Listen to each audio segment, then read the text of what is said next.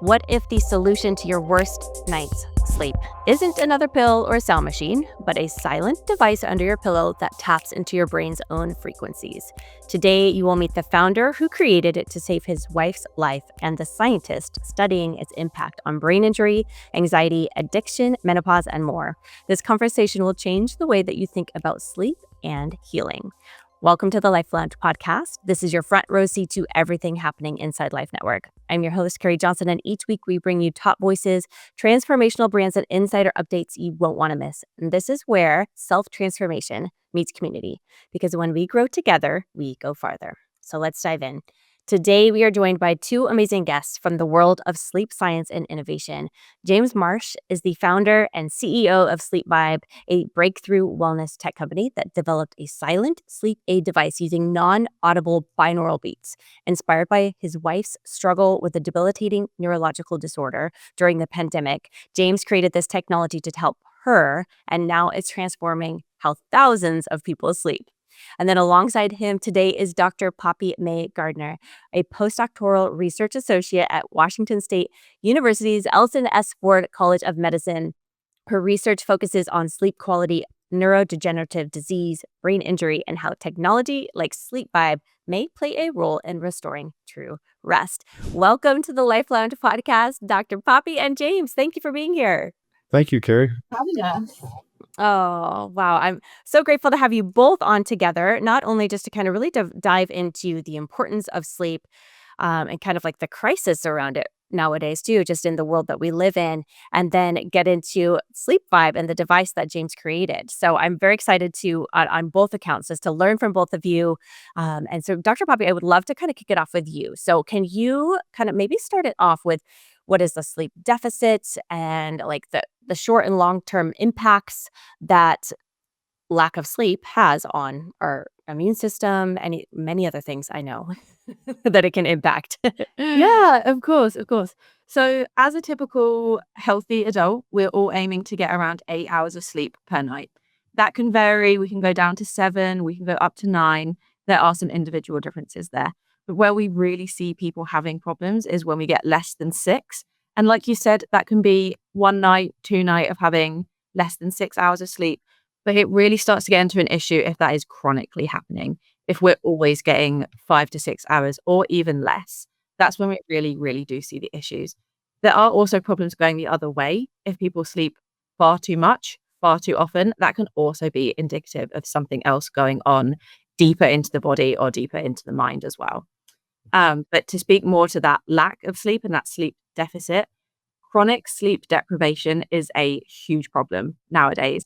We're working in a world where there are shift patterns, shift changes. We need people awake for night shift. We need our hospitals to run 24/7. We need even like our food industries to run 24/7. So there are people that just need to be on all the way around the clock.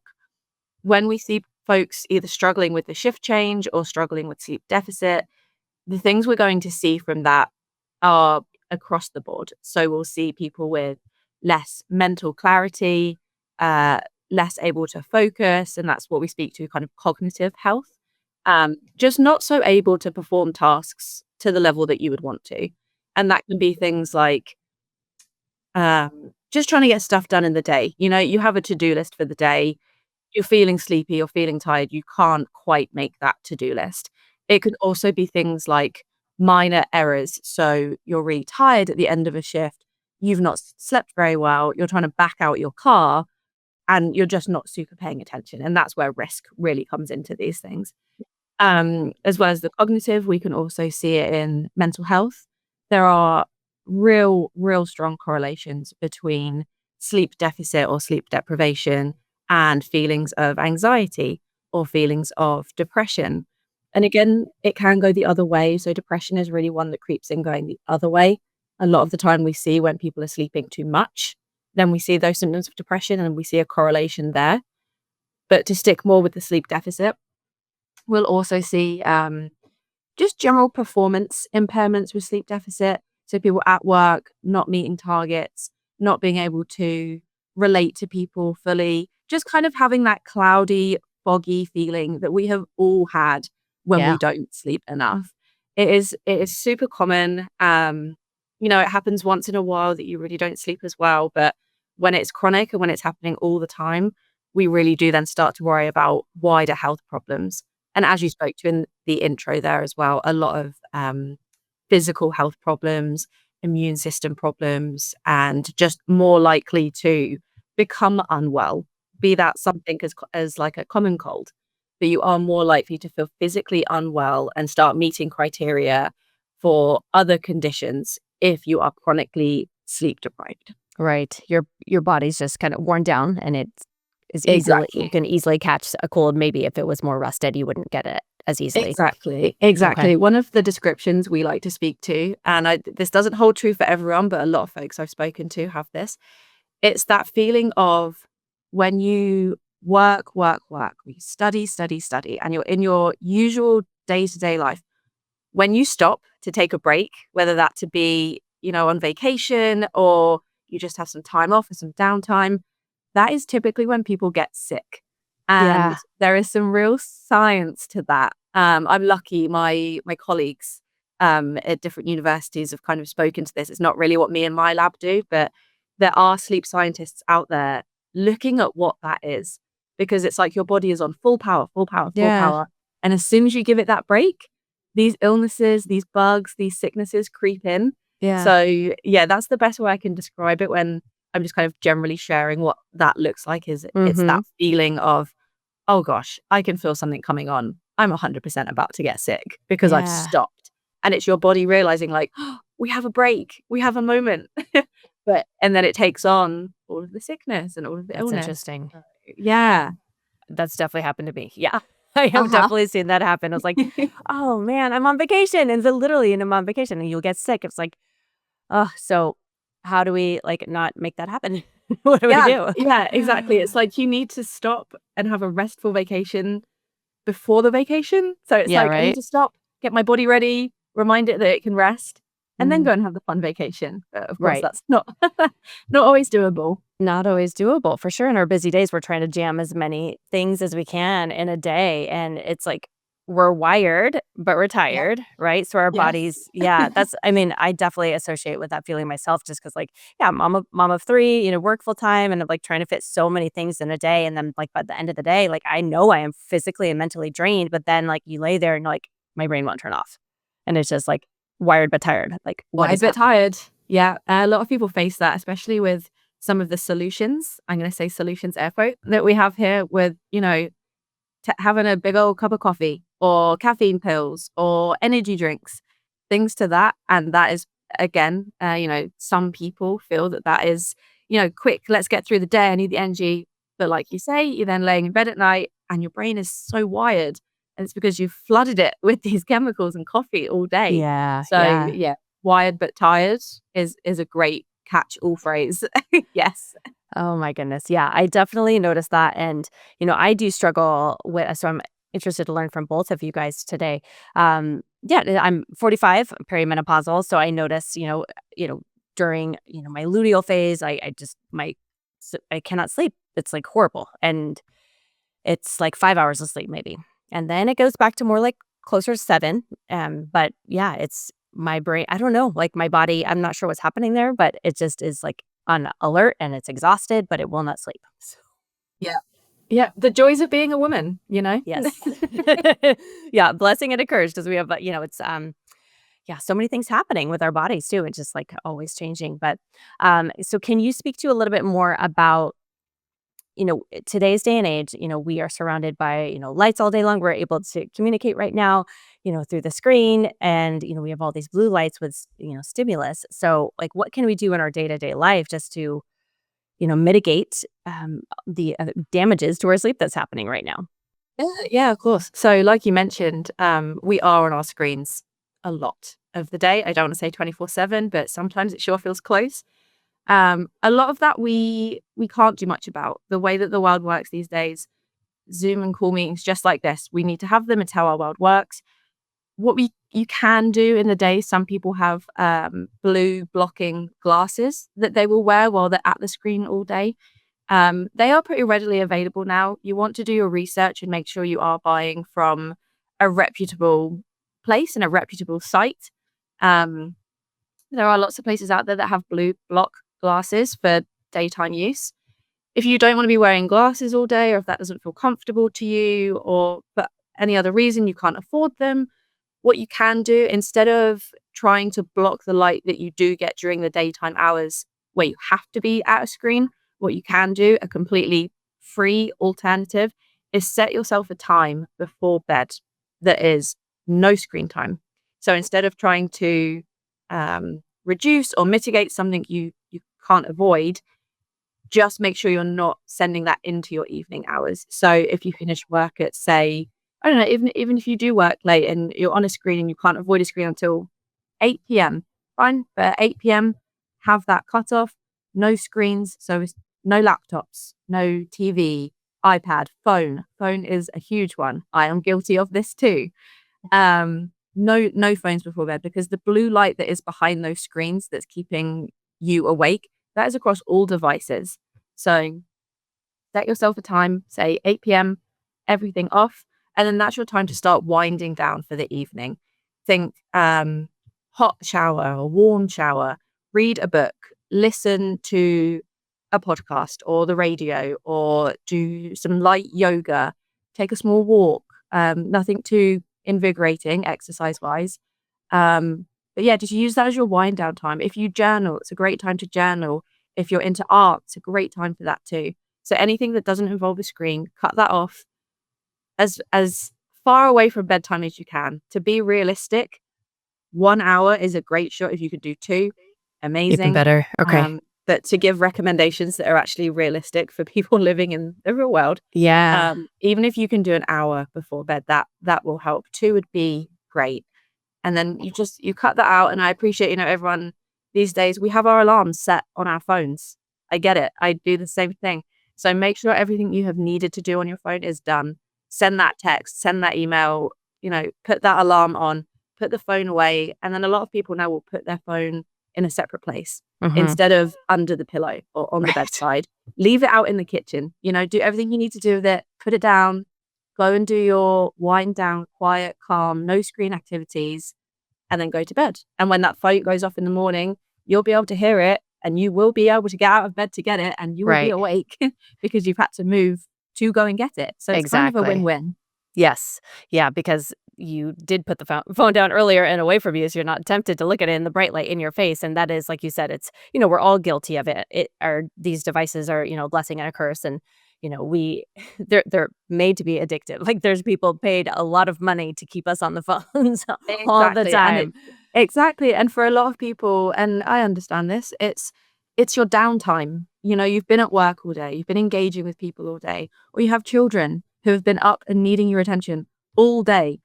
Those nice, lovely 20, 30 minutes in bed at night where you can just look on social media, reply to friends, it's a way of having your own time. And I understand that so much, but just moving that forward and finding a pocket of time earlier, and not, like you said, laying in bed, phone right up in your face with that bright light.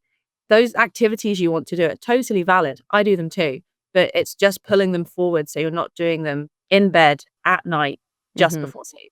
Right. And then, get that done, out of the way, and then do the restorative time, read the book, anything else, like you said, that's not stimulating. So, okay. Very, very, very good advice. Can you speak to a little bit more about the anxiety and depression side effects that happens with people? Yeah. So it's quite a cyclical thing. It's kind of the chicken and egg argument a little bit, and one impacts the other and you get stuck in this vicious loop. So for some people, they feel it goes one way, for others it goes the other. But all in all, I think both affect each other all the time. So we see a lot of times, to speak on the mental health side of things first, when people have anxiety or feelings of anxiety, they can really struggle to sleep, because when they lay down in bed at night and the noise of the day is gone, they feel left alone with what's making them anxious. And that's when your mind is running, you're trying to problem solve, you're trying to think of everything you have to do the next day. And that can really delay your sleep. So you won't fall asleep until much later. But that alarm is going to go off in the morning regardless. So your sleep time will be severely reduced. And then you wake up tired. And then you feel again like, oh gosh, I have so much to do today that I'm anxious about, but I'm so tired. Yeah. And then you're stuck all day feeling sleepy and anxious, and it just comes around on repeat. It can go that way with depression, but we can also see it going the other way, where all people want to do is sleep. It's that horrible feeling of, I have got too much heavy stuff on my mind. I just want to sleep. I don't want to think about it. I don't want to face it. I've got no energy for it. I am just going to sleep. And then again, your sleep wake rhythm can get out of sync. So if you're True. coming home from work and you're really feeling it and it's feeling heavy and you fall asleep at 6 p.m., okay, you might then wake up again around midnight Yeah. and then you're awake in the middle of the night, and then you might crash out again at, 4 or 5 a.m. You get up again. So you might sleep more or you might sleep the recommended hours, but broken up. And that's not great either. Right. So it really can go either way with those Mhm. conditions. And, severity of those conditions is impactful. If you're really on the high end and you use medication, a lot of psychiatric medications can impact sleep.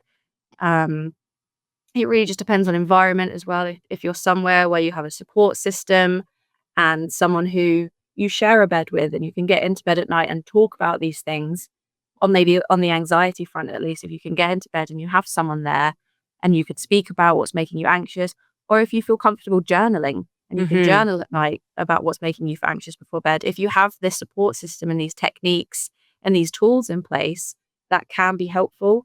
But if it's something you have dealt with for a long time, it's feeling very severe, you are on a medication for it, then unfortunately sleep can still be either elusive or Yeah. something that you're really overcompensating with.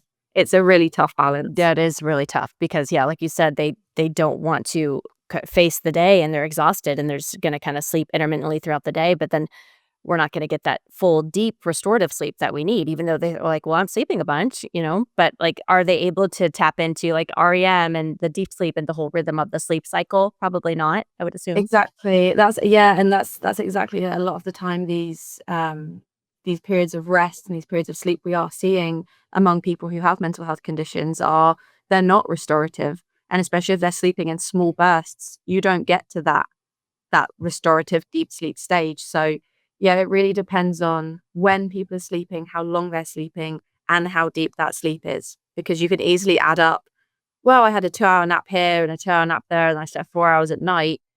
But 2, and 4 is not the same as 8 in this instance. So that's really important too, is to think about when you're sleeping, not just time of day, but length of time, Yeah. and are you clocking into that deep sleep?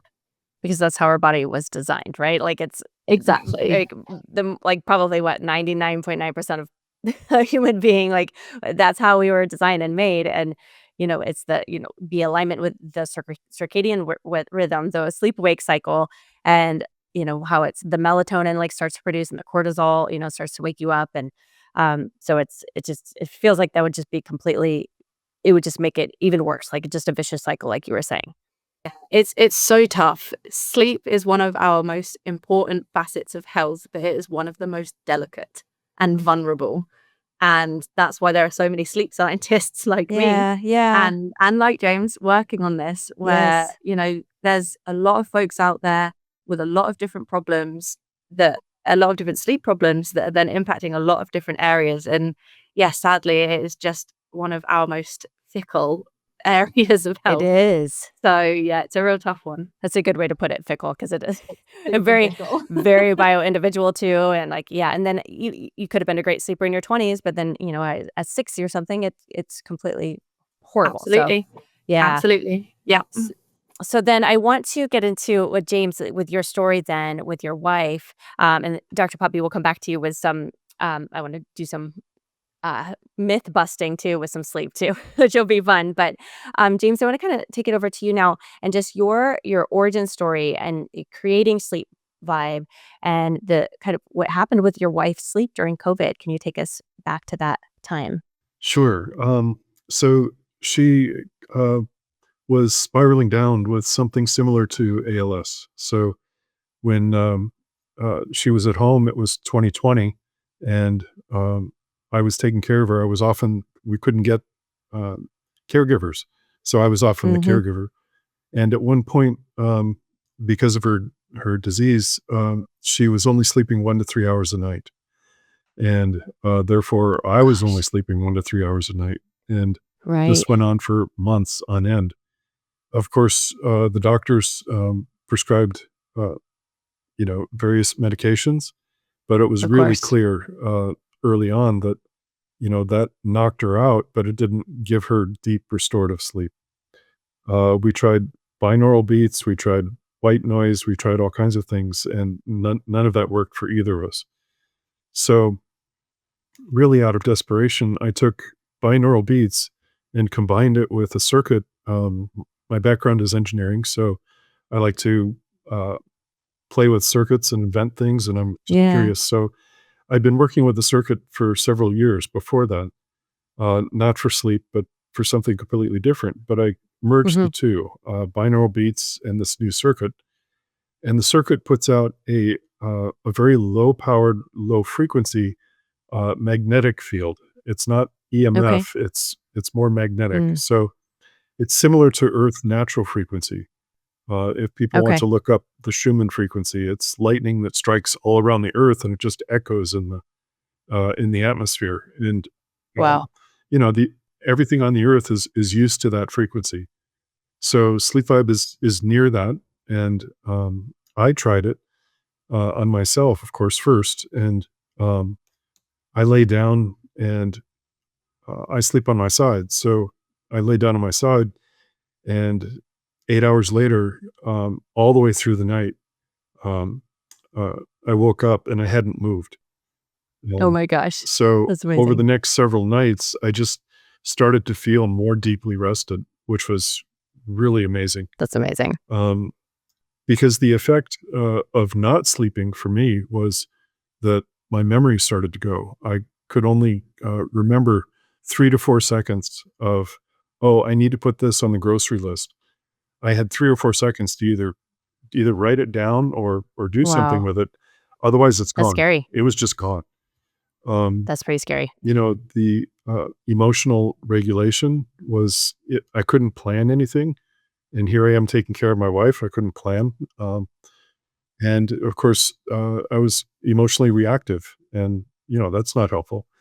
So, No. um, so I tried. My wife agreed to try this new contraption, and Yeah. uh, came down in the morning. We had a night caregiver, and the caregiver said she slept all the way through the night. Oh my gosh. So, Miracle. yeah, it really was. Um, so after she passed in 22, then I decided to try it with some volunteers to see, Mm. okay, I mean, it works for my wife and I. Does it work for other people? Um, Yeah. and I gave them 2 units, an A and a B. And I said, try the B unit first. And all Mhm. of them said, nope, there's no difference in their sleep. And Okay. and I was like, great, because that was a placebo. Um, um, and I had them try the A unit, and all of them said, wow, what is this thing? One Oh my person said it gosh. was the best sleep they've had in decades. Um, Wow. so, okay, I figured I had something.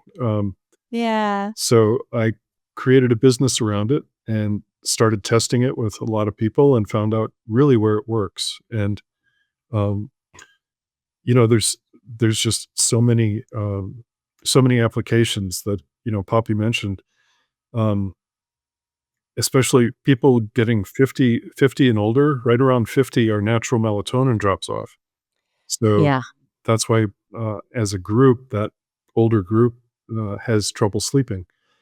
So I tried it with older people, and they love it. I mean, they get it through the night, and it's really forms a a base for them. They get better sleep, but then they do all the things that Poppy and you mentioned.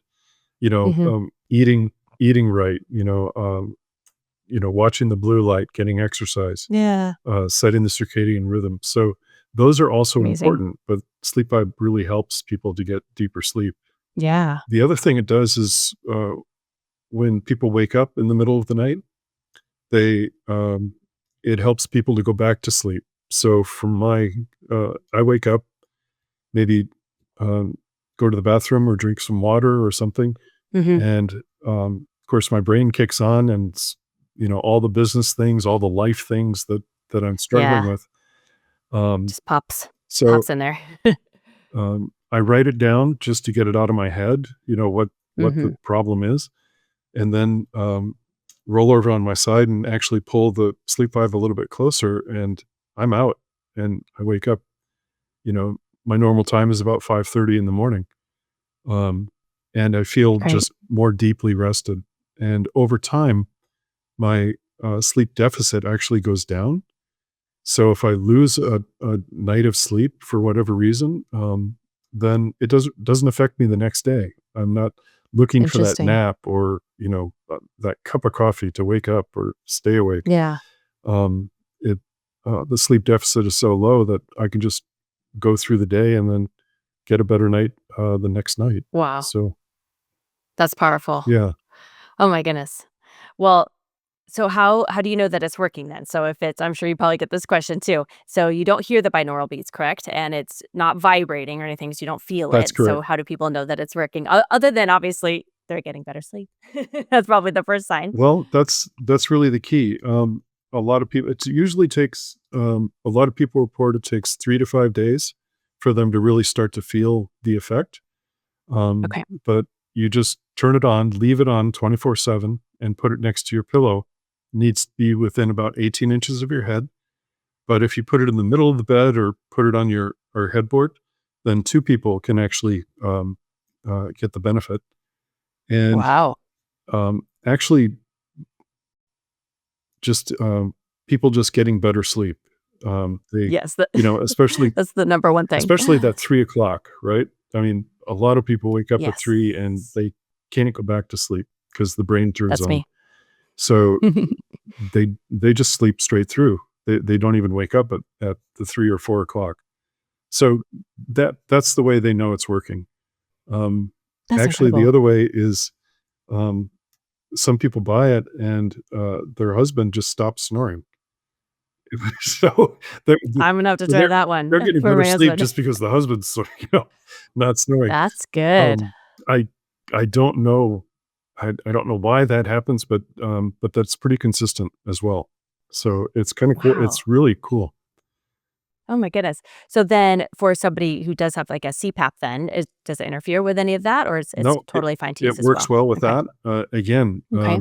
sometimes the CPAP covers people's ears or, Hmm. people with hearing aids or something. So, sleep out does not work on sound. It works just on this magnetic field. So That's crazy. Okay. Yeah. So my dad just turned 80 and he has hearing aids and it's that ruminating thought and it's kind of like that it's a vicious cycle right now and he's not sleeping and then so I'm gonna need to get this for him and myself. yeah. And then I think you and I spoke before we started recording too. People with like Aura rings and Fitbit, they're able to notice some measurable results that way too. Correct? Yes, quite a few people, myself included, have a Fitbit or a Ring, like you mentioned, and they can track before they use Sleep Vibe, and they can see the pattern. They can see what their normal pattern is, and then when they use Sleep Vibe, they see typically the deep sleep increases, and REM sleep increases. The awake time decreases, and and they feel more deeply rested. So we're Wow. looking to do some clinical tests to validate that. Yeah. So, Yeah. but that's a little bit in the future. So That's exciting. yeah, Yeah, that'll be incredible to put out there.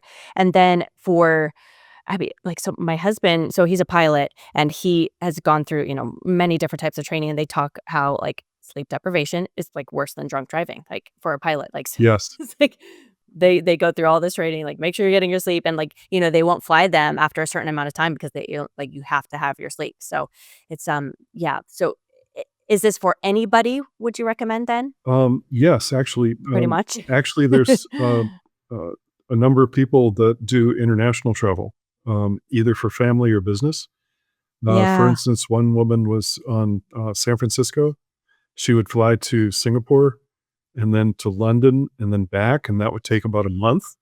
It would take her 3 weeks to be 80% back, because of the That's jet horrible. lag. She reported that with Sleep Vibe, and she was using Sleep Vibe as much as she could on the trip. But when she got back, a week, she was totally 100%. Um, and it was a Gosh, huge relief for her. that's huge. So, but yes, Well, I was going to ask about that because I do have a trip to London. Dr. Poppy, are you from the UK? yeah, Yeah, Yes, I yeah, am. Yes. yeah. So I thought so. I go in September, so yeah, and you can bring it with no issues bringing it on an airplane or anything like that. no, there's no battery, so it's TSA doesn't care about it. Um, and it's yeah, I don't know that you would want to use it on the plane to try to sleep, but once if I go for a travel, as soon as I get to the hotel, I usually plug it in, and Mm, I've gotten a great sleep of the first night. So that's incredible. yeah, So you said it needs to be plugged in like 24/7, and is that just for the frequency just to kind of keep going the circuit? Like, yes, yeah, okay, it really makes a difference. So really, those are the only two things: just plug it in, keep it on okay, 24/7, but also keeping it within 18 inches of your head. Then and again, that's because it's so low powered. It is safety tested by an FDA approved lab. oh good, So, yeah. and so, yeah. Incredible. Wow. I'm so excited about this because I think everybody needs to know about this device. So I'm so glad that we brought both of you on. I mean, not only just the importance of sleep too, Dr. Poppy, and just all your work there too, but then yeah, so James for creating this, and I'm so sorry for the loss of your wife, and just now being able to take this incredible device and help so many other people and the struggles, because it is a struggle. Like, it's like anybody who's had a bad night's sleep, they know like how horrific that feels. So And especially talking with people, especially, women that are dealing with menopause and hmm perimenopause, they they're they're really relieved. It sleeps all the way through the night, and they really yeah. love it. As Dr. Poppy mentioned, people that sleep night shifts, there was hmm one doctor that he did a night shift, and he goes home and he has two kids. It was winter, and they stay in the house, and they play, and they yeah. would wake him up. But with hmm sleep vibe, he slept all the way through to the afternoon. Um, Wow. and And that's important for a doctor to get his sleep. it really is, especially them. I mean, they're making life and death decisions, of course. So, hmm Um, Wow. Unbelievable. Yeah. So it is really for anybody. So then, do you recommend people to still like, are the, you know, any other sleep aids that they should have in addition to this, or just rely solely on this? Like, is, white noise, I know people do still use, or medications and like, don't do that. Like, what would you say do and don't? um, I I would say to keep using whatever they're doing, and then add sleep vibe to it and see what changes. Of course, Okay. medication, always check with your doctor, Yes. But I like, the sound of rain, so I actually Yeah. have my phone nearby, and I play a rain, on infinite loop, Yep. and there's no conflict whatsoever. Um, That's incredible. Okay. That's so, good to know. Yeah. But pillows, yeah, definitely yeah, pillows, white noise pillows too. machines, whatever makes you comfortable and helps you sleep, go for it. The goal is for people to get good sleep, so Exactly. Yeah. And if you're on medication, make sure to talk to your doctor if you're going to go off of yeah, it. yeah. But people do find, that they don't need, medications, so or, Yeah. the That's the powerful. CBD gummies and things like that. They hmm try to they stop, and then they realize they don't need it anymore. So that's a very individual journey. So, um, Very true. Yeah. yeah, Like you said, add it into what you currently do and just notice the benefits. And then, yeah, kind of maybe test things to pull out, unless it's like a prescription, talk to your doctor. But yeah, so like I know a lot of people who do take melatonin before they go to sleep just to kind of start to fall asleep faster. But yeah, maybe they don't need right. Yeah, it. Oh, wow. Okay. So I want to get into kind of like a fun segment too. The kind of a few sleep myths that many people typically believe or have believed before. Do you need silence in order to get deep sleep? And anybody can answer this, or Dr. Poppy, if you want to take that one. My gut instinct is no. I don't think you need silence. And kind of what James spoke to, some people prefer a background noise, a white noise, or just a comforting noise. So on gut instinct and also personal experience, I would hate silence. So I will say no to that one. Yeah. Welcome for people to end up commenting and saying that I'm wrong, but I would say no. I don't think you need silence. No. Yeah. What do you think, James? Like I said, I definitely need some type of sound. Yep. And I'm the same way. So hey, I've that's the got a three of little us. bit of ADHD, so maybe that's part of it. Just needing a Yeah, little bit yeah. of stimulation, but it's not quite white noise. It's a little different. So Yeah, that's good. Okay, and then what about expensive? The more expensive the mattress, the better quality sleep. Dr. Poppy, what do you think? Oh, I would lean towards yes. I would. Okay. Sadly, as someone who has spent, 6-7 years of my life as a student previously, I would hate to admit that expensive things are better because I never would have had the budget for them. Right. Typically, I would say yes. And there are a lot out there on the market now that you can have, especially if you share a bed with someone. You can have one side that does one thing and one side that does another thing. Yes. One side stays hot, the other is cold, one is firmer, one is softer. There's probably a sweet spot where you can spend a decent amount of money and get a real decent quality mattress without going, too far and breaking the bank. But yes, I would say sadly, probably that is true. Yeah. James, Yeah. what do you think? yes, definitely, especially over time. I'm I'm larger bodied, so a cheaper mattress tends to start to Sag. sag. Yeah, yep.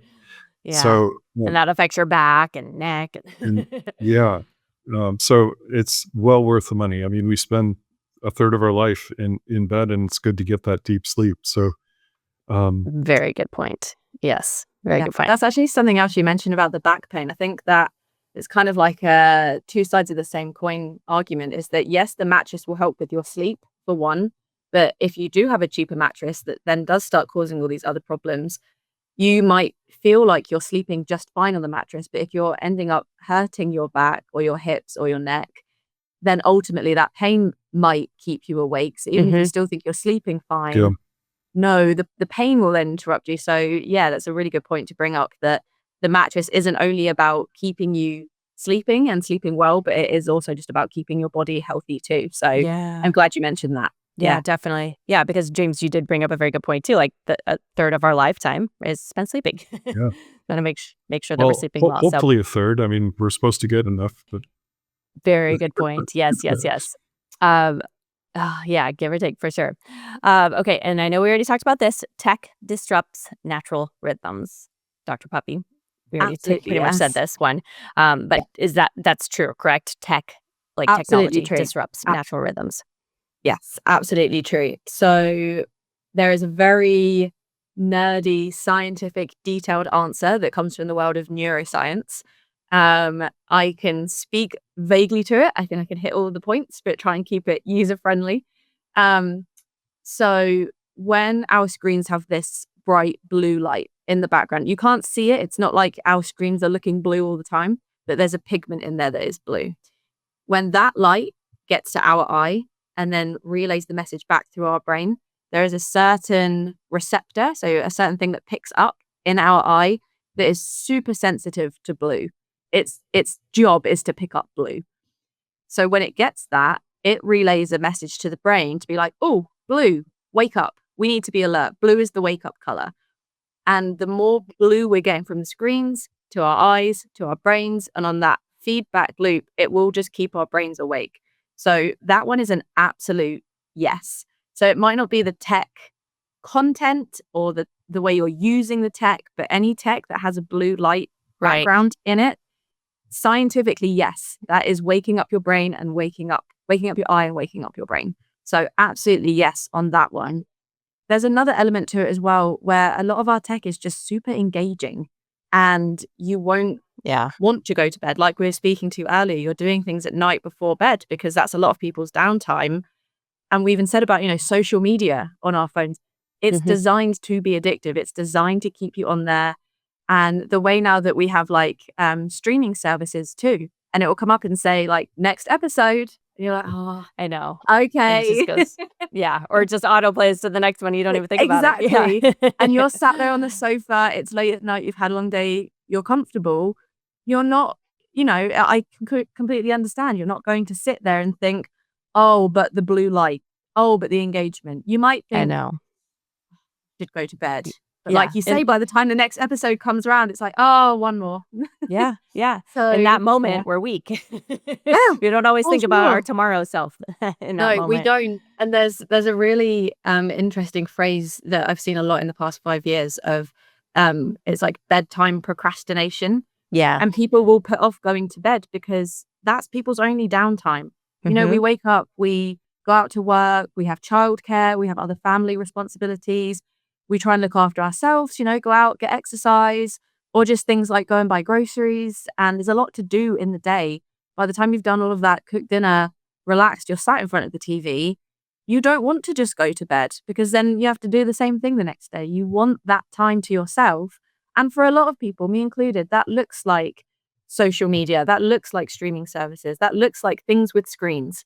So it's really natural to want to just spend that time doing what you want to do, which is screen use. But if you are really invested in sleeping better, unfortunately, you kind of have to cut that out a little earlier than you would like to. Right. So Yeah. it's just, which thing do you want? Do you want to watch another episode of your favorite series?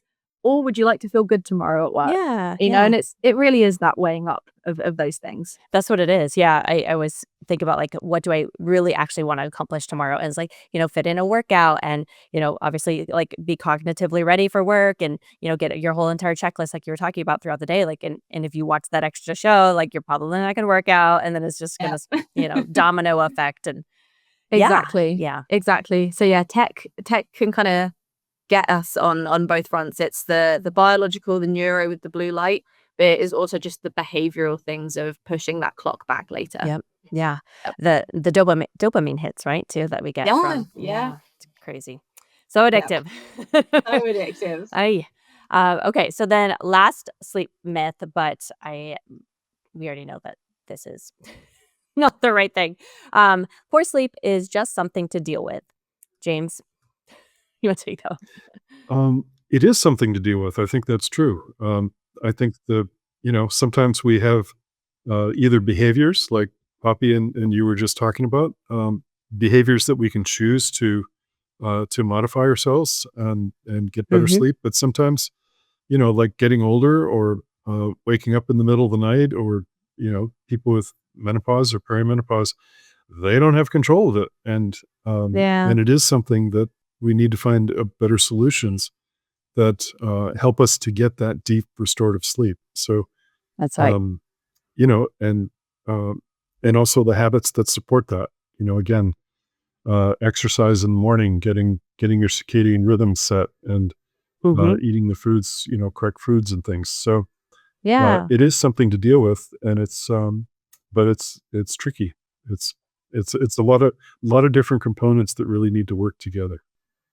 Right. Well, I like how you talked about just now too, and then you spoke to this earlier, how the people who have been using your sleep device, that it is a healthy domino effect. They're getting better sleep, and then they are waking up earlier, getting their workout in, they're eating healthier, and it's just maybe it's just a better person to be around with their family or friends or in general. So the quality of their life is much better too. So amazing. I make sure to share, where do people buy the device and the cost of it and all of those things, James? Sure. We're selling it on the website, www.thesleepvibe.com. Of course, all one word. It's $337. There's no subscriptions. There's no apps.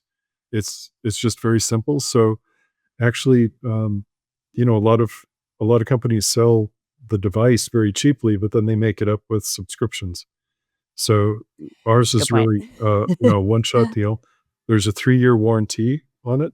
Mm, And that's great. people can use it for 30 days. And if it doesn't work for them, you can return it for 100% money back guarantee. So, Wow. but very few people are returning it. So Yeah. think that's a good thing. That's incredible. Yeah, it's incredible to have that return. I mean, you obviously stand by it because you offer that return policy and the Yeah, warranty and everything. So it's yeah, and like you said, people do make up for it in the subscriptions. I've seen that too myself, or or even if it's like supplements or all these extra things that like add up, and you could probably like slowly get rid of some of those things too. So they do add up. And some people have been using Sleep Vibe consistently for 3 years. So it's not something that your body adapts to like melatonin, right? And right, um, so good point. and sometimes they turn it off and they go back to whatever their poor sleep habit was. And usually by the second or third day, they're like, the heck with this. And they turn it back on and they're Yeah. back to good sleep. So, Yeah. And I also like how you don't have to think about turning it on. You just like plug it in, turn it on. It's like one less thing to think about to do at nighttime, like for your yeah, wind down routine and all those things like you would have to take or do. It's like it's already done. You don't exactly. have to It's think just about kind it. of a set and forget. So, Yeah. Oh, good. All right. Well, we'll make sure that we link all of that, info below, where to find, the device as well and purchase as well too. And so, is there anything else that you guys would like to say that you feel called to say to the person listening, or anything else that we might have forgot to share, either of you, that you would like to wrap it up with? I've got one thing. A lot of the Yeah. people that are on your broadcast, they're into health and exercise, and the Yes. deep sleep is where the restoration of tissues happen. So it's really important to get that deep sleep. Um, Yeah. and of course, REM sleep is where all our memories are formed, and Hmm. our brain sorts out what's important to remember from the day. So, of course, that's Puppy's area. I don't want to, but No, you're fine. maybe she can You got talk it. about that. But it just how important sleep really is. So, Hmm.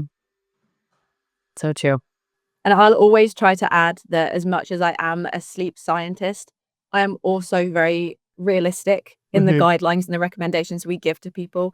So, like we've mentioned, this really is you just plug it in and then you leave it alone. You don't have to do anything different. So, if you are someone who is incredibly busy, incredibly overloaded, you're trying to look after yourself and everyone, the idea of even just 5 minutes to journal, no, I don't think so. That doesn't work for everyone. If that is too much and you want the simplest fix that is not a medication and it's not something you have to keep remembering to do, Sleep Vibe really is set and forget. And a lot of people have seen improvements. So if you're looking for the simplest thing you can do, Yep. yes, I you love do it. have to pay for it. It is not a free thing, but I think it is absolutely worth the money. There are a lot of other devices in that world that are a lot more expensive. Hmm. So if you really are just looking for a set and forget, it's Sleep Vibe. Yeah, I do love that part too, because like there's so many things that we have to remember throughout our day. So it's, yeah. Exactly. There is enough going on, and people don't always have 5 minutes to journal. Say you have a young baby who's waking up all the time. You sit down to journal, that baby cries. Okay, the journal goes down. Are you Yep. going to come back to it? Probably not. Nope, you're So not. I think there's a lot to be said for being, you know, a scientist and a healthcare. I don't want to say expert, but like a healthcare professional. Hmm.